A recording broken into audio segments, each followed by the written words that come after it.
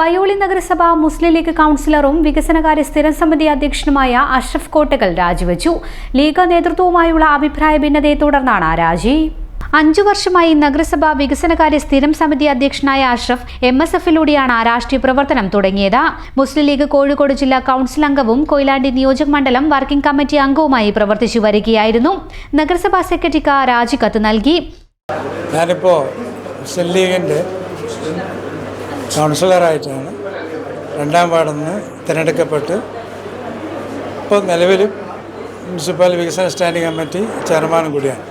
ഇപ്പോൾ ഞാൻ എൻ്റെ ഔദ്യോഗിക സ്ഥാനം രാജിവെച്ച് ആ രാജിക്കത്ത് സെക്രട്ടറിക്ക് കൈമാറിയതാണ്.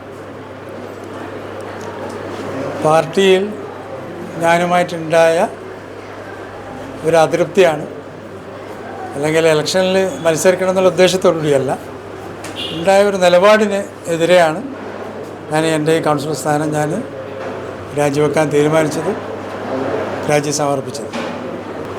കാരണം ഒരുപാട് നാളായി. ഇപ്പോൾ ഞാൻ നഗരസഭാ കൗൺസിലർ ആവുന്നതിൻ്റെ മുമ്പ് തന്നെ, കഴിഞ്ഞ വർഷം 2020 ഞാൻ മത്സരിക്കുന്ന സമയത്ത് തന്നെ പാർട്ടി നേതൃത്വമായിട്ട് അസ്വാരസ്യങ്ങൾ ഉണ്ടായിരുന്നു. അന്നും അന്നത്തെ നിലവിലെ പ്രസിഡൻ്റായിരുന്ന കൊട്ടക്കലുള്ള സദക്കത്തുള്ള എന്ന് പറയുന്ന ആൾ എന്നോട് മത്സരിക്കാൻ പാടില്ല എന്ന് പറഞ്ഞപ്പോൾ ഞാൻ മത്സരിക്കുമെന്ന് പറഞ്ഞതാണ്. അന്ന് മത്സരിച്ച സമയത്തും പാർട്ടിക്കുള്ളിൽ നിന്നുകൊണ്ട് എന്നെ പരാജയപ്പെടുത്താൻ, അവിടെ പാർട്ടി പരാജയപ്പെടണമെന്നല്ല അവർ ഉദ്ദേശിച്ചത്, അഷ്റഫ് എന്ന വ്യക്തിയെ പരാജയപ്പെടുത്തണമെന്നായിരുന്നു അവർ ഉദ്ദേശിച്ചത്. അങ്ങനൊരു ശ്രമം നടത്തി, പക്ഷേ എന്നെ പരാജയപ്പെടുത്താൻ അവർക്ക് സാധിച്ചിട്ടില്ല. ആ ലീഗിൻ്റെ മുനിസിപ്പൽ സെക്രട്ടറി ബഷീർ, സബി സദക്കത്തുള്ള, ഇവർ 2 പേരാണ് ഈ പാർട്ടിയിൽ ഇപ്പോൾ ഉണ്ടാക്കുന്ന എല്ലാ പ്രശ്നങ്ങൾക്കും കാരണക്കാർ. ഇവർ പാർട്ടി ഇവർ സ്വന്തം താല്പര്യങ്ങളാണ്, ഇവർക്ക് പാർട്ടി താല്പര്യങ്ങളില്ല.